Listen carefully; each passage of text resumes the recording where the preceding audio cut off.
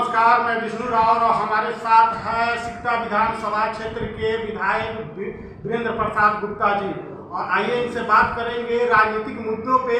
क्या सिकटा विधानसभा क्षेत्र से एक फिर चुनाव लड़ने जा रहे हैं। उसके अलावा प्रधानमंत्री नरेंद्र मोदी जो है अभी सभा करके गए हैं और विपक्ष पे काफ़ी जो है आक्रामक रहे हैं। तो इन्हीं सब मुद्दे पे हम सवाल करेंगे। जो जातीय जनगणना जो है वह महागठबंधन की सरकार में कराया गया। आज नीतीश कुमार के द्वारा मंच से यह कहा जा रहा है कि प्रधानमंत्री को इसके लिए प्रणाम आप लोग कीजिए, अभिनंदन मत कीजिए। सबसे पहला मेरा सवाल ये है कि बिहार में चुनाव नज़दीक आ गया है और सभी पार्टी के लोग अब अपने अपने क्षेत्र के दौरा कर रहे हैं और उतर रहे हैं। क्या इस बार गठबंधन की सरकार बनेगा? निश्चित तौर पे अबकी बारी गठबंधन की सरकार बनने वाली है और ये इंडिया गठबंधन की सरकार इसलिए बनेगी कि जो दिल्ली में जो मोदी की सरकार है और बिहार में जो नीतीश की सरकार है जिसको एक तरह से बीजेपी के लोग ही चला रहे हैं, जिनको जनता की जिंदगी के जो सवाल है, जो मुद्दे हैं, उनसे इनको मतलब नहीं।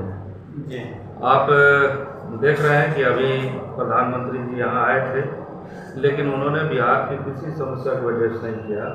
बिहार में पलायन जो है एक बड़ी समस्या रही है और हर गांव से लोग बाहर जाते हैं, तब लोगों की रोजी रोटी चलती है और तब जाकर के उनके बच्चों का पालन पोषण होता है। ये जो स्थिति है कि बिहार से पलायन कब खत्म होगा, इस पर प्रधानमंत्री ने कुछ बोला नहीं। बिहार की समस्या जो है कि बिहार को विशेष राज्य के दर्जा की बात थी, तो बिहार की विशेष राज्य का दर्जा आज तक नहीं दिया जा सका। और इसके साथ साथ बिहार की जो मूल समस्या है, बाढ़ कटाव की समस्या, सूखे की समस्या, इससे प्रधानमंत्री को अभी जो गठबंधन को कोई लेना देना नहीं। अभी जो जनसभा सर किए हैं प्रधानमंत्री जी, तो उसमें जो है नीतीश कुमार जी जो है बोले हैं कि जो जातीय जनगणना हुआ है यहाँ बिहार में, तो उसका पूरा श्रेय जो है दे रहे हैं अभी प्रधानमंत्री जी को। क्या कहिएगा इस पे? जबकि जातीय जनगणना जो है हर कोई जानता है कि महागठबंधन की सरकार थी उस समय नीतीश कुमार के साथ। बिल्कुल सही आप कह रहे हैं कि बिहार में जो जातीय गणना हुई थी, तो जातीय गणना जो है वो बिहार में जो राजद है, माले है, इस तरह की जो इंडिया महागठबंधन की जो पार्टियां हैं, उन लोगों ने आपको इसके लिए व्यापक आंदोलन चलाया हम लोगों ने, और तब जा कर के बिहार सरकार को, जिसमें महागठबंधन में जो है नीतीश जी भी थे, तेजस्वी जी थे, माले था, तमाम लोग थे, तब वो आपको ये कर पाए। तो कुल मिला करके ये जो जातीय गणना का जो सवाल है, ये कोई भाजपा के द्वारा नहीं किया गया और ये जो आज जो श्रेय दे रहे हैं नीतीश जी की, उनके द्वारा है। तो इसके लिए पूरे देश भर में जातीय गणना के लिए राहुल जी ने भी आपको पदयात्रा की थी, उसमें ये मुद्दा प्रमुख रूप से सामने आया था। तो बात तो ये है कि आपको ये पूरा का पूरी श्रेय जो है ये महागठबंधन को, इंडिया गठबंधन को जाता है जातीय गणना के लिए। और इस मामले में बिहार में जो जातीय गणना हुई, जिसमें और भी सर्वे के काम हुए, जिसमें ये बात साफ आई कि लगभग 1 करोड़ लोग, 95 लाख परिवार, 1 करोड़ परिवार, 1 करोड़ लोग नहीं, 1 करोड़ परिवार मोटे तौर पे ये 6,000 से कम की आमदनी में यहाँ रहते हैं, गुजारा करते हैं। और इस लिहाज से बिहार में भयंकर गरीबी है, मजदूरी का स्तर बहुत ही निम्न है। तो इस मामले में जब बात आई कि ये गरीबी खत्म किया जाए, जिसके लिए पूरी प्लानिंग बने, तो इस मामले में जो बीजेपी की सरकार है वो इससे मतलब नहीं है, उनको गरीबों का शोषण करना है।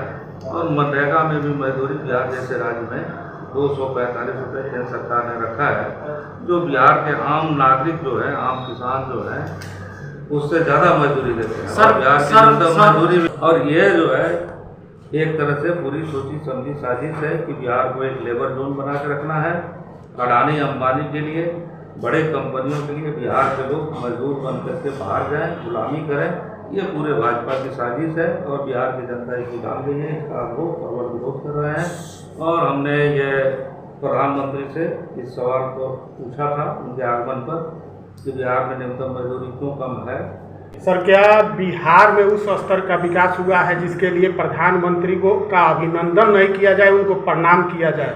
नीतीश कुमार ने मंच से कहा कि प्रधानमंत्री को प्रणाम कीजिए, अभिनंदन मत कीजिए। अब देखिए, कुल मिला करके नीतीश जी की तो मानसिक स्थिति ठीक नहीं है। कभी किसी अधिकारी पर वो गमला जो है, गमला का जो फूल है वो पूरा किसी अधिकारी के माथे पर डाल दे रहे हैं, किसी को कुछ करते हैं, किसी को कुछ करते हैं, किसी को कुछ बोलते हैं जी।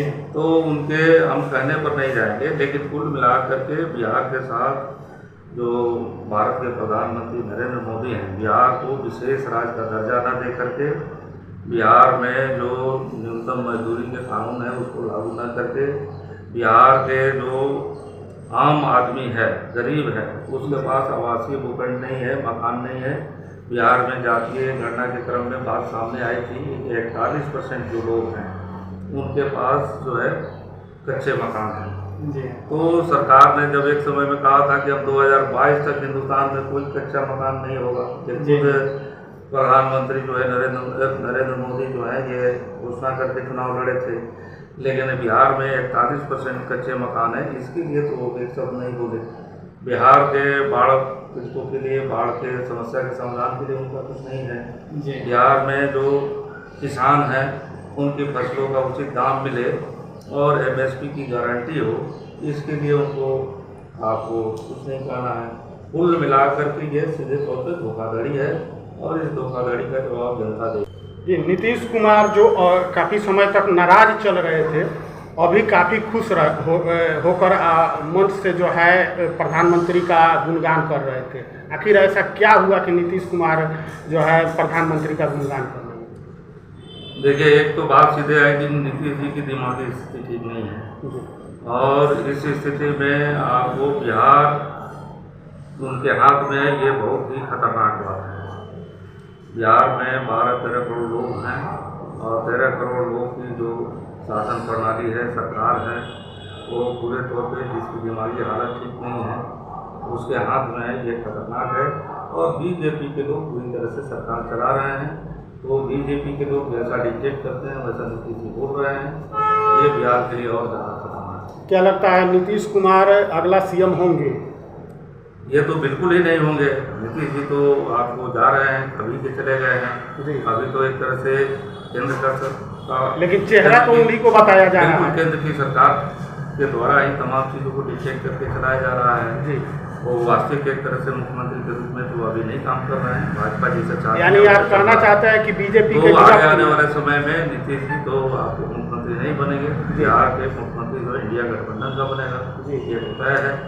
और जो इंडिया गठबंधन तो सर अभी खत्म हो चुका है, महागठबंधन बिहार में नहीं, इंडिया गठबंधन है और महागठबंधन भी बिहार में है, जो इंडिया गठबंधन के पहले से है। तो ये तमाम चल रहा है और हम समझते हैं कि इंडिया गठबंधन, महागठबंधन की सरकार बिहार में बनेगी, उसी का मुख्यमंत्री। जिस प्रकार की खबरें मिल रही है कि वामपंथी पार्टियां जो है महागठबंधन का हिस्सा है, तो उनको जो है 30 सीटें मिलने के आसार है। क्या इससे आप लोग खुश हैं? देखिए, ये कुल मिला करके ये अटकलबाजी है जी। और ये तमाम शीर्ष नेतृत्व इस पर बैठ करके ये तय करेंगे कि किस पार्टी को कितनी सीटें जाएंगी। ये आपको ऊपर के तमाम लीडरशिप के लिए आपको ये तय है। संयोजन समिति राज्य स्तर पर बन गई है, जिसके संयोजक माननीय पूर्व मुख्यमंत्री तेजस्वी यादव हैं जी। तो ये सब बन चुका है और शीर्ष नेतृत्व के द्वारा ही ये चीज़ें तय। जितनी सीटें मिलेंगी उस पर आप लोग खुश हैं? कुल मिला करके एक जो स्थिति है कि पहले तो कोई गठबंधन का एक धर्म होता है जी। और सभी पार्टियां जो मिलकर तय करेंगी उस आधार पर चीज़ें होंगी कि किसको कितनी सीट जाएगी जी। जिस प्रकार से मुकेश सहनी की अगर बात करें तो मुकेश सहनी जो है वो 50 सीट पर दावा कर रहे थे कि हमें 50 सीट उनकी बात है, लेकिन उसके अलावा की बात नहीं। हम एक मान लिया महागठबंधन की तरफ से बोल रहे हैं, तो महागठबंधन की जो बात है कि सभी नेतृत्व के साथ ही मिलकर बैठ के जो तय करेंगे वही होगा। और लास्ट सवाल है, क्या सिकटा विधानसभा से एक बार फिर आप चुनाव लड़ने जा रहे हैं? अब देखिए, ये तो कुल मिलाकर के पार्टियां तय करती हैं कि कौन लड़ेगा, जी है ना, किस पार्टी का उम्मीदवार कौन होगा, ये पार्टियां तय करती हैं। तो ये तो आगे पार्टियां को तय करना है, ये तो घोषणा नहीं की जा सकती।